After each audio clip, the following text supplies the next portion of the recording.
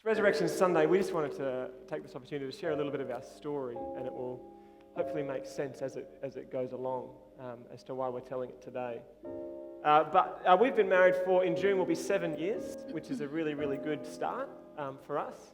And you know those couples that you see, they're dating and then they get married, and it just seems like they're perfect for each other. You know, and you just kind of go, gee, that's just a good fit. Him and her. And their personalities like align with one another, and the way that they give and receive love is just like perfectly matched. And it just seems like every way that they try and connect, they do connect. Yeah, that's not us. That's not us. We're the opposite of that. Yeah, we come from two different worlds. We had two very different upbringings. We came from two different families. We have very different personalities, and we walk through shopping centers, and it's very, very, very obvious that if I like something, the good money says Bella will hate it. You know, what do you think of that? Oh, it's terrible. Because it is. Oh, I loved it. You Sorry. know.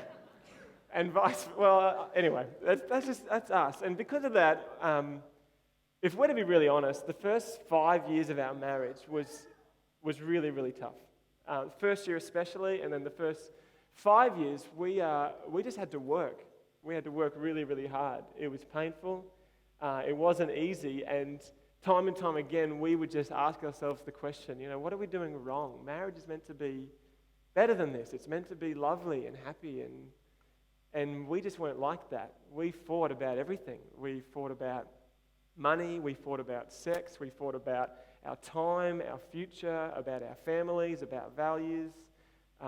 About my job, you know. When we had kids, we've got 2 kids now, we fought about how much time I was away from the kids and parenting and all of that. And we just, over and over again, we could not see eye to eye on anything at all. And that all came to a head about 2 years ago, at the start of 2014, when our second child, Neria, was born, our daughter. And she was born in February 2014. And it was like that moment, for a number of reasons, was the straw that broke the camel's back. Everything that was tough about our marriage came to a head at that moment. Our daughter was born with a small physical impairment in one of her feet. And then about 10 hours after she was born, she stopped breathing for over a minute. And that took us on a 10-day journey through the ICU ward in Sydney Children's Hospital. And it was from that point on that everything just, not that we knew it could, but it just came crumbling down even further. And that started a 12-month period where without any hesitation, that was the worst year of our lives, both individually and as a couple. It was hell. Those 12 months, we fought even more, and the frequency of our disagreements and the intensity of our arguments and the longevity of the grudges that we held towards one another was just unbearable. And we would just fight, and you know, there was one afternoon. This was months and months into it. It had been going on for so long that we had a fight one afternoon, and at the end of it, Bella you just had enough. Yep. And she couldn't stand the sight of me, and so she just took the kids and she just drove off. And I had no idea where she was going. I don't know when she was coming back.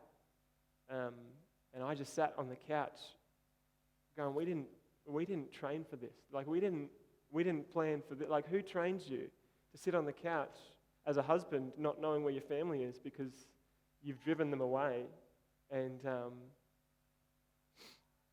I don't know, the painful irony, it's humorous now, but that same night we had a young couple over because we were doing pre-marriage counselling with them. and without a word of a lie, that night we were talking about conflict resolution. And I sat on the couch going, do I call them? Like, we're in no place to talk to these guys about this. Anyway, I remember time and time again in that year, I would say bye to Brett at the office here, And I would say to him, I don't know if I'm going home to anybody today. You know, I don't know if anyone's going to be there. Bella may have just had enough of me, and she might just have gone. And we just got into this routine every week, every night, and it would have been, without exaggeration, 5 or 6 nights a week. We would do the same thing. We would be civil until the kids went to bed, and the kids would go to bed. We would sit on the couch, and we would try to talk about something, anything. A TV show, not a sporting game, something. And no matter where we started the conversation, it just ended up in the same place. And we would just fight about everything. And we would call each other names, and we would tear each other down, and we would cry out to the other one, you need to change. It's you. It's your fault. And we just went around and around, and we just could not get off that roundabout. And we sat on the same couches 5 or 6 nights a week, and we just fought and we fought until one of us or both of us were in tears, feeling absolutely helpless. And then we went to bed with a stranger. You know, we lay on our queen-size bed as if there was a chasm between us, and I would lie there just so angry with this woman next to me that didn't get me and didn't understand how I felt and wasn't willing to love me the way that I needed to be loved. And I was frustrated, and I was just, I didn't want to be lying next to her. And added to that was this shame, this sadness that I knew that she was lying next to a man that she didn't respect at all. And a man that she didn't want to follow, a man that she didn't want to sacrifice for, didn't want to believe in. And I'd done that, you know, led her to that place. But I'll let you tell a bit more about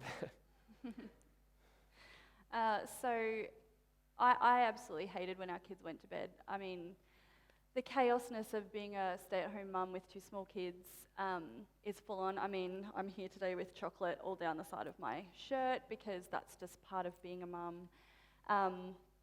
But even in amongst the busyness of the day, I knew that as soon as those kids went to bed and our house was tidied from dinner and toys and everything, I knew that we would be sitting down together, and I knew that there was going to be silence, and I knew that the only way that we would fill that silence is to yell, because that's all we knew how to do. That's the only way I knew how to communicate with him, because I was so frustrated in those moments that I wasn't being heard, that I wasn't being listened to, that I wasn't able to communicate exactly what it is that I was feeling, and I didn't even know what I was feeling. I just knew that I felt hurt, and I felt frustrated, and I felt angry, and I felt stuck.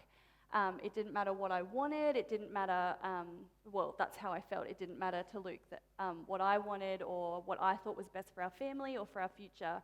It was like that was the moment he chose to stand up and lead our family, and I didn't get a say in it. Also, because Luke didn't feel like he could come to me to talk through stuff because it would just end up in a fight, I felt like he would go and talk to other people, and then no longer was our problems just between us. I felt like he was actually inviting other people into our marriage, which really hurt as well. And the people that he was going to were kind of the people that I wanted to go to, but I didn't feel like I could because he'd kind of got them on his side. That's how it felt. And so I felt alone, and I felt hurt, and I felt stuck, and I felt ashamed of the fact that we couldn't get our marriage going and we couldn't do anything, and I just felt like a bit of a failure, I think. And I remember the pinnacle moment for me where I went, that's enough, like I can't do this anymore, is I was standing in the kitchen and Luke was standing in the lounge room, and we were yelling, like no, you weren't yelling, I was yelling. I'm not a yeller. I'm a strong talker, but at best. And I was yelling because I thought the louder that I got, the more he might hear. And my son, well, our son, was standing in the middle of us with his hands over his ears going, stop yelling, stop yelling. And I just went, is this the life that I want my kids to be raised in? Like, is this is just terrible. These are the memories that he's going to have of being little and watching his parents scream the house down and walk out, and him not knowing that he was going to have security and that his mum and dad were going to be together, and that Mum was coming home, and then if we left together, that we were coming home. And it was just, that was the pinnacle moment where I went, something's got to change because this isn't working. Yeah. And we tried everything. I think we'd talked to people, we'd gone to counselling for a while, we had tried negotiating deals, we tried reading our Bibles together, we tried talking, we tried not talking. Let's just pretend like it's not happening. We both felt like we were trapped, like there was this hopeless situation that neither of us had the skills or the ability or the power or the strength to get ourselves out of, and we like it was dead. Like there was absolutely no life between us in our marriage. And one Friday morning, something shifted. And I remember it vividly because I hate being late anywhere. I hate being late. It burns within me. And I was watching the clock, and I had to be at work at 9 o'clock, and we were fighting again. Bella was sitting down with her back rested up against a couch. I was standing behind a couch, and we were going at it while our kids played with their toys. And for the 160th time, we were just fighting about the same stuff over and over, no one wanting to budge. And Bella started, you started listing off all these things that you were sick of and that you didn't want to do anymore and that was unfair that was expected of you. And she just went, I don't want to live like this, and I don't want to do that anymore, and I don't want to have to say this, and I don't want to go here. And I listened to her, and I just cut her off as she built up. And it was this moment where both of us finally said what we had been longing to say for 11 months or 10 months. And she said, I don't want to do this, and I don't want to do this, and I don't want to do this, and I don't want to. I said, well, then don't be a Christian. Which, as a pastor, isn't what you usually say to people. And Bella hit right back, and she said, well, maybe I don't want to be. And that's scary. That's really scary. Whether you're a Christian or not, when you realize that your wife or your husband does not share the most important value of your life and the direction of your future, that's a scary moment. But somehow there was this relief because we both kind of went, like we know what we're dealing with now. We're not fighting about money. We're not fighting about time. We're not fighting about our future. We're fighting about faith here and what's the most crucial thing in our life. And Bella had finally come out and said, I'm not sure about it anymore. And that kind of brought a bit of relief. Yeah, I think up until then, I'd been coming to church for 15 years before that, and I would have called myself a Christian. And it was in that moment that I went, actually, I just feel like I've been living as an imposter for 15 years. I feel like, everything that I had been trying to be and the expectations that I had felt were being put on me, whether by myself or from someone else, were all things that I had been trying to live up to, and it was breaking point. And I had withdrawn completely. I had stopped coming to church. I tried to be telling myself that I was noble by letting my kids go to church with Dad because, I wanted the best for them. But really, it was just, I just needed a break from everything, And for 2 hours that morning, I got to be by myself and not have to think about church and not have to think about Luke and not have to think about my kids. And, church for me wasn't an experience to meet Jesus. It was a place to come and be pastor's wife and be on and have to, try and be this person that I thought everyone expected me to be. And so it was easier for me just to withdraw from that. And I think that morning when Luke just said, well, don't be a Christian, it was like he let me off the hook. And I went, thank goodness, I don't have to live this way anymore. And about 10 minutes later, more weight was piled on me because I went, what will this mean for Luke's job? What will this mean for our family? What will this mean for our marriage? What will this mean for me? Like, what does this look like? Because for 15 years, I've been living what I thought was a Christian life, and I wasn't, I didn't know if I was ready to give that up because that had become my identity, even though it wasn't a very good identity to have this always needing to do stuff. Anyway, so what was that? What were you wanting me to say in that? Sorry. I started rambling. This is our marriage. What do you want me to say? Oh, you were No, just so- you were having big questions about. I did. I think I listened to a podcast of a guy who I used to know who had denounced his faith on national radio, and he said something that really stuck with me. He said, when you give your life to something, you've got to give your life to it.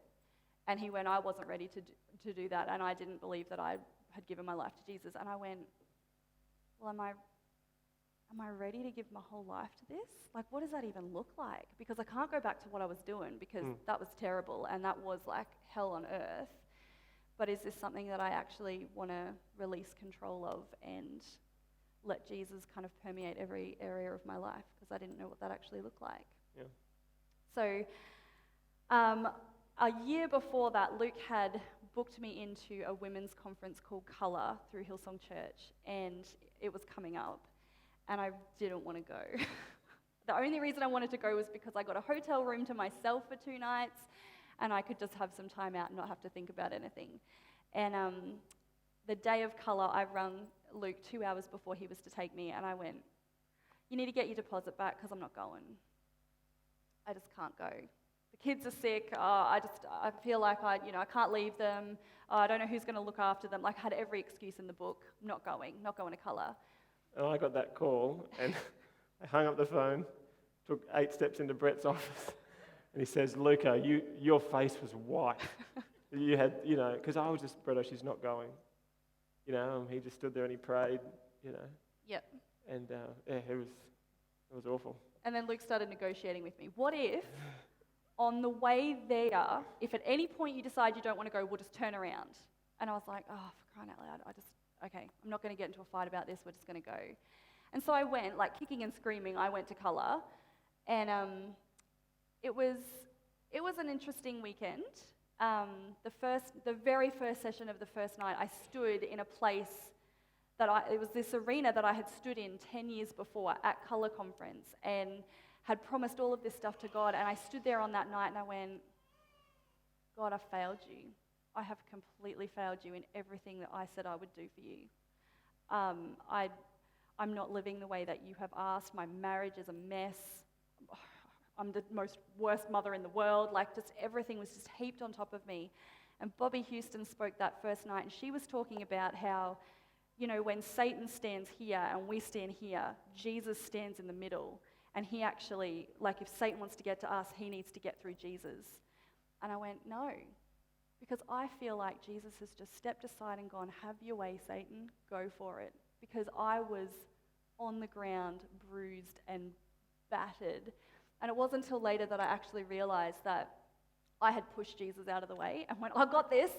And as Satan's like on the floor, just ripping into me, Jesus is standing there going, tag me in, just tag me in. And I'm like, no, Jesus, I got this. And it wasn't until that moment that I went, I've just been trying to do this on my own, and this is why it's not working. And it's, Yeah.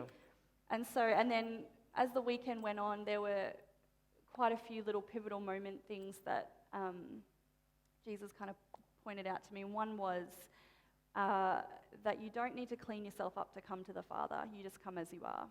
Yeah. And that was a big one for me because I'm a bit of a perfectionist. I like excellence, and I thought that, all right, I'll just work all this out, and then I'll come and get my relationship with God right, and I'll work out if it's worth it. And Jesus just smashed me and went, actually, no. In the chaos and the grossness of your life and the messiness, you come to me now because that's how I'm willing to take you. I'll fix it. I'll carry you through it. I'll do all of those things. So you just need to let me. And even in that moment, I was still like, nah, I got it. I got it. And so it wasn't until the very last night of Colour Conference, it was literally the last prayer of the night. And the only reason I didn't leave early was because I was sitting up the back in the middle of the row and there were people next to me. And I went, oh, I've got to stay. All right, I'll stay. And Christine came, prayed this prayer, and I've written it down because it was the pivotal, life-changing moment for me. So I just want to read it for you. So on the last night, she said, if anyone wants to give their life to Christ, I want you to raise your hand. And then she got us all to stand, so 17,000 women. I want you all to stand, and I'm going to pray a prayer, line for line. So I'll say a line, you say it back. And I want everyone to pray it so that the people who have responded don't feel embarrassed that they're, this one lonely voice or whatever. So I was like, oh yeah, we'll do that because we don't want people to feel embarrassed. So this is what she said. I've raised my hand tonight because I recognize my need for you. I ask that you would forgive me all of my sins, that you'd give me a fresh start tonight and a hope for the future. I want to be a Christian, a follower of Jesus Christ every single day for the rest of my life. In Jesus' name, amen. And as I stood there, I journaled on this because I'll just read it because I'm going to just fall apart. So, okay, I said, I feel like in that moment of prayer, when I was not even thinking about what was happening, God, in his infinite grace, reached down into that arena, found me amongst thousands of women, and gave me a second chance. That night he proclaimed, I know this woman. She is mine. And that was my moment. That was my moment. Thank you, Jesus. That was the moment that it all kind of switched. And I wish that I could explain that better, but that was... Sounds pretty good to me. That was it. Yeah. It was your moment. We didn't realize it was our moment too, because that's where everything changed for us. Yep. God had done this incredible work. Jesus had done this incredible work in you, and he was just doing bit by bit adjustments in me, the major stuff that I need to work on. And, so it was probably less than an hour after she prayed that prayer. I had no idea what had happened at conference. I'm going to pick her up going, all right, Jesus, what are we getting for now? And picked her up. She got in the car, and one of the first things I said was, something's different. Something's different about you. Something's changed. And she told me everything that had happened, and we didn't realize just how powerful it had been. But week after week, after month, after that moment where Jesus had broken in, we were just waiting to start fighting again. We're like, it's going to come. Like, we're going to go back there, Oh, it's not it? Oh, it was absolutely changed. And she was a transformed woman. And I realized that when we change ourselves, we change back. And when Jesus transforms a person's life, it stays transformed. Yep. That's what I'm absolutely convinced of, because I watched it and take place. And so we now sit here with a sense of unity about our marriage. And we went to the same places, but it was a different story. We sat on the same couches that we fought over and over again. And now we talk about what Jesus is doing in our life and what he's got for our future and for our kids. We come to church and we sit in the same place that we used to sit where we did. And we'd have our hands raised in worship rather than my hands raised and Bella with fists closed ready to hit somebody, And we drive in the car, and rather than fighting while our kids sit in the back, we're just sharing life. And it's just a phenomenal thing. And just to finish, 2014, it all started. At the start of 2015, it was still hell. And we started 2015 sitting in the back corner of the church, just hiding away. Often I'd be on stage and Bella would be up the back with the kids, and there was this distance between us. And on the last Sunday of 2015, that was how we started. And then the last Sunday of 2015, I think Deb or someone raked our kid into a kid's play on the stage. And so we thought we better sit close to the front so he doesn't get nervous. And we just found ourselves sitting at the front in the light, just totally together in what Jesus had done for us. And it was just, sitting on the back's no problem, right? But it was a symbol of what God had done in our marriage. And so we're just here to say this, and really simply, that the power of the resurrection of Jesus Christ isn't something that happens when you die. It is something to be experienced as you live. And we are only sitting here together today because Jesus has resurrected our marriage. We are only here today because that power that brings Jesus from the dead back to life, that power is available to us, and it was, and he's brought us to life. And we now live with joy and peace and hope that we could not even imagine in the pit of our death. There was no life. And because Jesus raised from the dead and he continues to resurrect us, we are sitting here as living and breathing evidence of that. Yep. And so just thank you for hearing our story today.